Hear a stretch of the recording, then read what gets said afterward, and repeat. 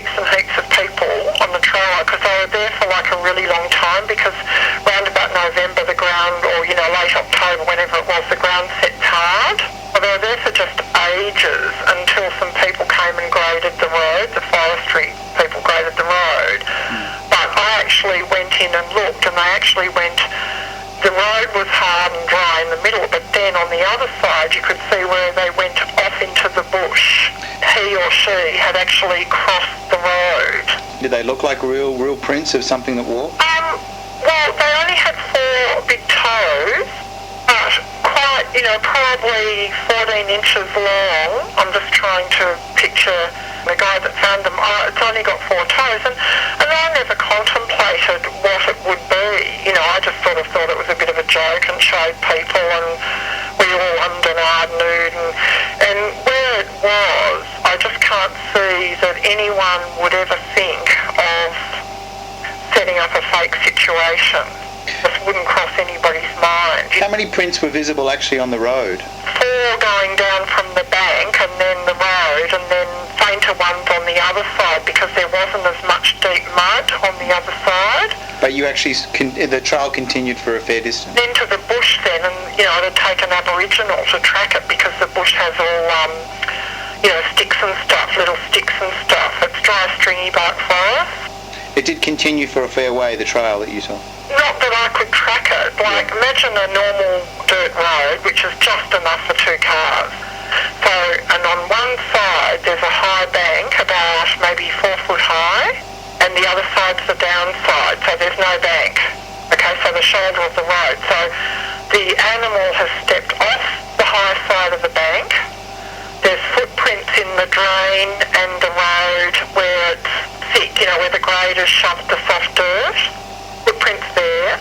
Then the hard surface of the road. And then on the other side, because it's the downside and there's no bank or anything, just another, say, 3 or 4 prints but fainter. Like the first ones were really deep because it was in quite heavy clay, and the other ones were fainter, and then it just went into, as I said, stringy bark forest with leaf litter and sticks and stuff on the ground, so you couldn't see prints there. It'd take someone much more skilled than I was to track it through. What was the size of the animal's stride? Was it quite reasonable, or was it difficult to tell because of the hard road sort of disturbed the track? It's been really hard to tell because of the step down off the bank. Maybe 12 inches between each, if that. Oh, okay. Not a long stride at all. You were a zoology graduate? Yeah, and I'm ashamed of myself that I did nothing. I think you're incredibly brave just for talking about it, because not a lot of people do that, The tracks, how far was that from the side of your actual encounter? We're talking quite inaccessible country, okay, really not by car, by horse. As the crow flies, maybe a kilometre. By 4-wheel drive, to get in there you would have to do about 3 kilometres. Before your experience, was there ever talk or, have you ever heard stories about these things or any other sort of, even in the general area, about something like this being around? No, because I'd only been there 2 years, so I'm not a local, but I know Jack Lovick, and I did talk to him about it, and he said that they'd seen one. It came into a hut at Kingbilly one night, and frightened people in the hut. I just think I've been lucky because even though I came from the city, I had the chance to spend 10 years out in the bush all day, every day for months on end because I was taking rides.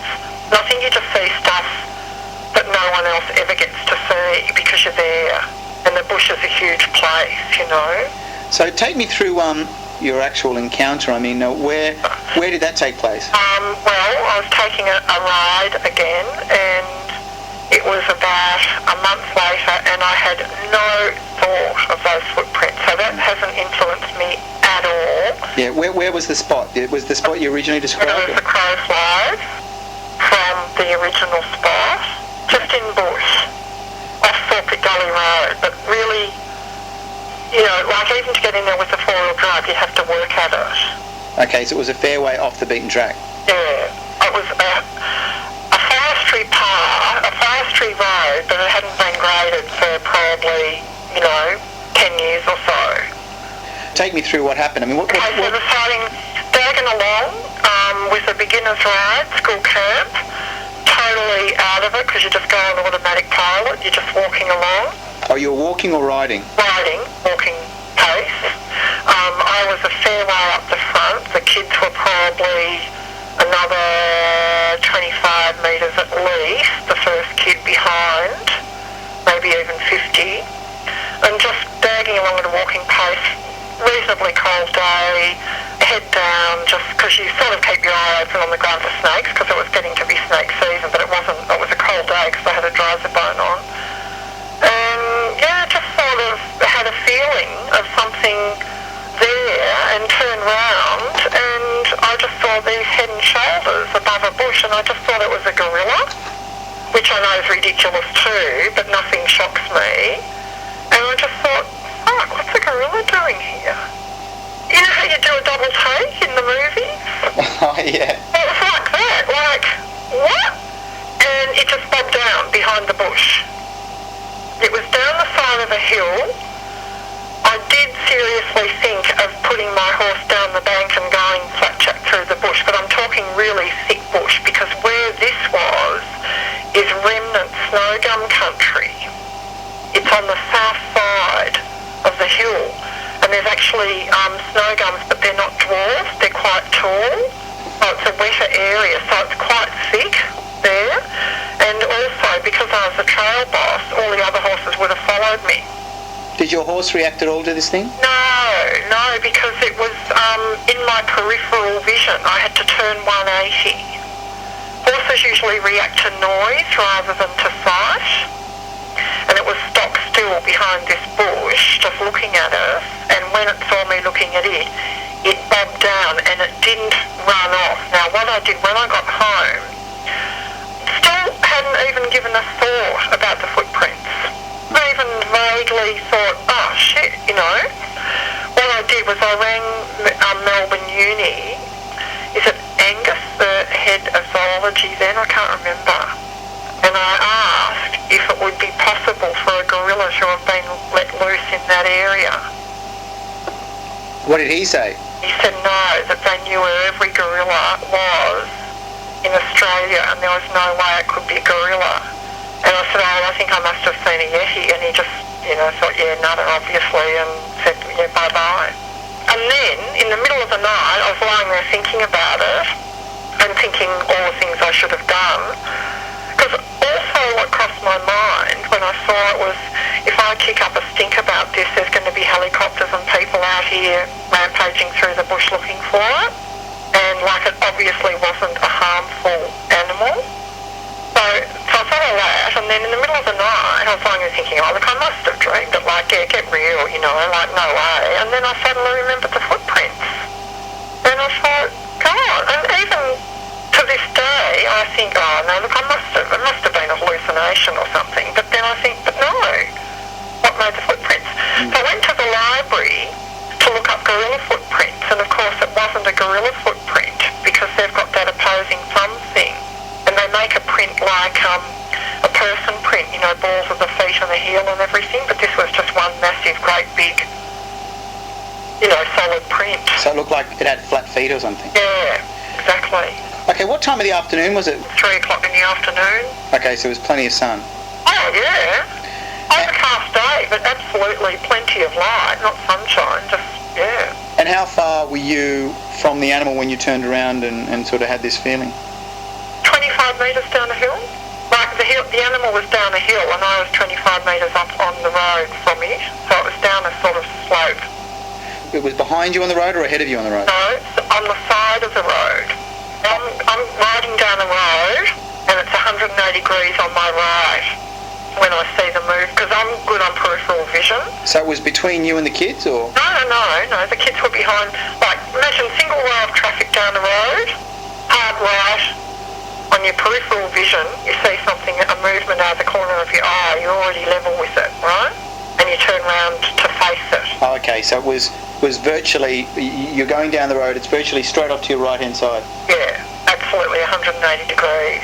90 degrees, but, in my limit of my peripheral vision, I saw the movement, and that's how you usually, like if your horse doesn't spot something in the bush, which is usually hearing, not sight, you know, what you do when your horse's ears prick, you follow the prick of the ear and see where they're looking at. Oh, okay, so it was downslope? Down a slope. Okay, so it was downslope from you, but the area between you and it was fairly open, or? No, bush. It was head and shoulders. The bush was, as say, shoulder height, and it was head and shoulders above the bushes. It was that dog stuff, you know, that dogwood, Australian dogwood, that sort of stuff. You had a sort of direct line of vision to it, obviously. Oh, absolutely. Yeah. About how high was this sort of head perched in terms of? Well, I reckon the bush would have been about to my shoulder height. So I'm 5'9", so the animal would have been about my height. Just trying to get a rough estimate, maybe less. As you saw it, did you see head or head and shoulders? Head and just the top of the shoulders, like a bust statue. What sort of colour was it? Black, absolutely black. Long hair all over, everything, except the orbital protuberances, like the eyebrow sockets, had tan on them. And the face was covered in hair except for around the eyes and the nose, you know, like it was just, I think I said to Roger that years later I saw a thing on the Chinese Wild Man, and they had a sketch of it, what the villagers had sketched, and it was just the absolute spit of that sketch. Okay, you mentioned that it was black with brownish around the eyes? Like a kelpie colour. You know how kelpies have the light mealy colour around the eye? But around the eyebrows, that sort of, you know. Was the head sort of round-shaped or elongated? Describe the head for me. Oval rather than round. Not rectangular. Longer than wide, but not a lot. Did it have a flat head or a pointed head? On top? Yeah. I mean, I can see it in my mind's eye. No, just a rounded top.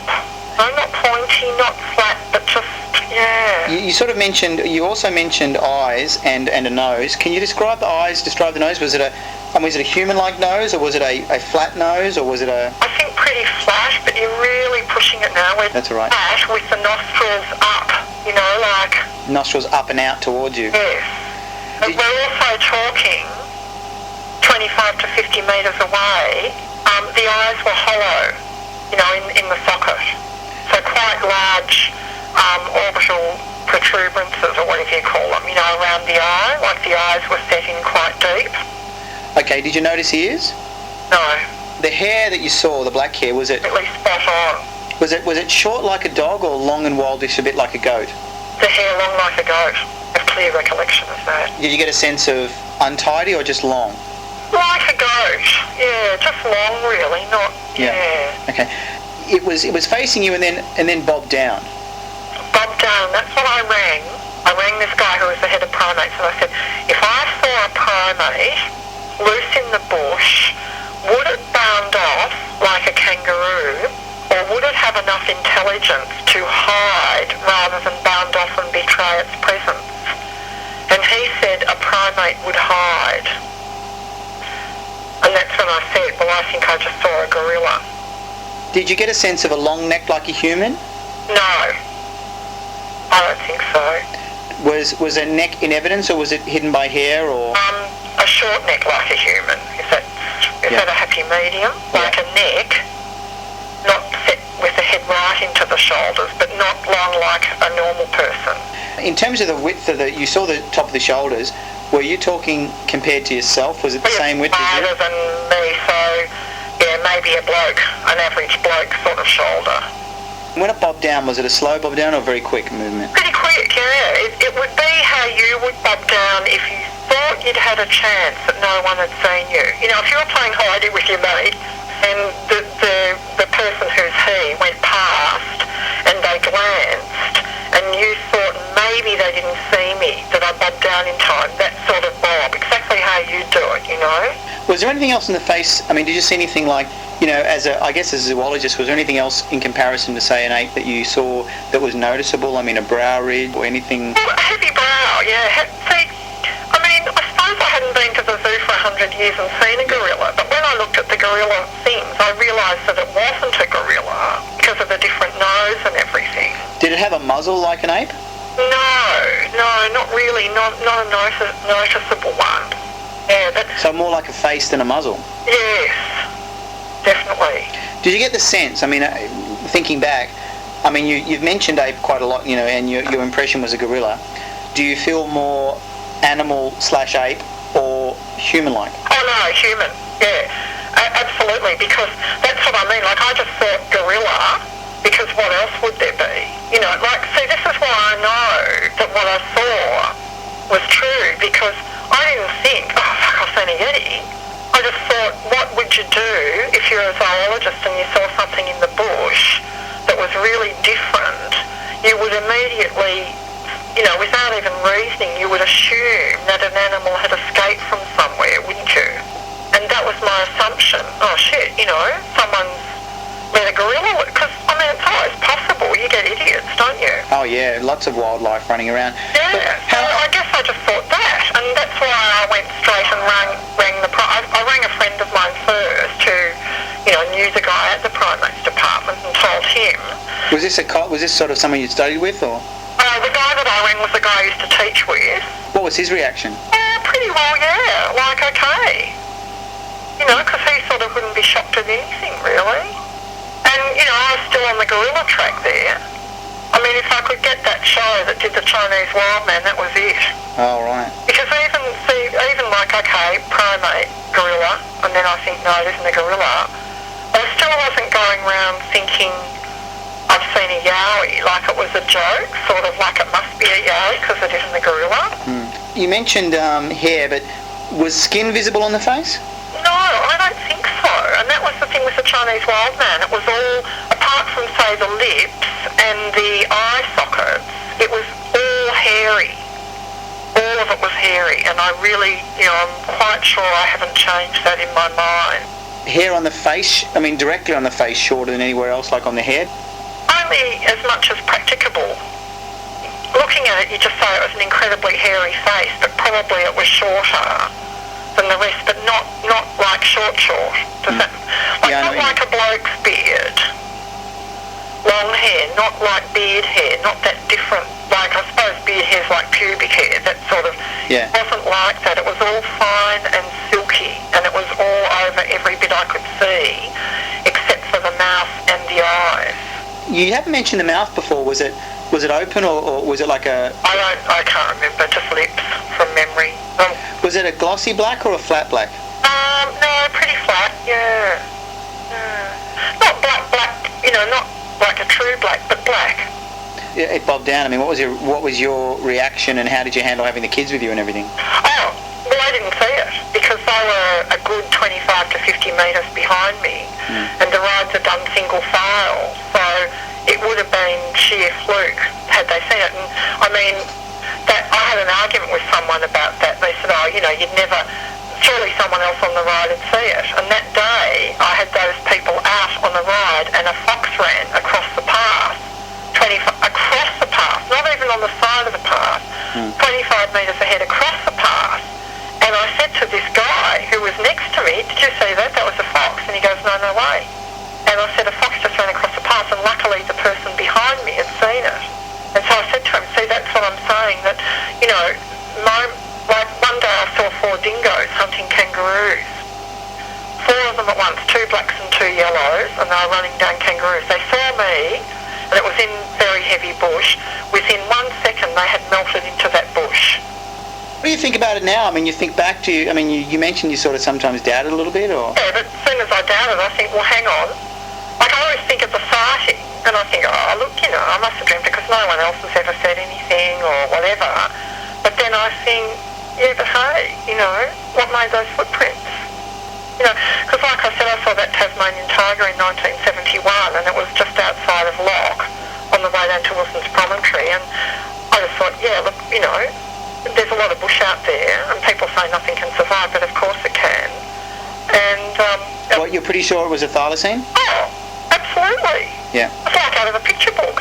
And, when they did that Tiger 2000, Peter, whatever his name is, I wrote in just, really to support him. I just wrote in and said, look, I saw one, but it was in 1970, and you'll never believe, but it was outside Lock on the way to Wilson's Promontory, and he rang back and said, you know, it's a population of 30 that live in the Bass Valley. There's hundreds of sightings from there. Oh yeah, I know Peter well. In fact, I talked to him this morning, would you believe? Yeah, so, you know, like I just believe that we're not very good in the bush, particularly the white people,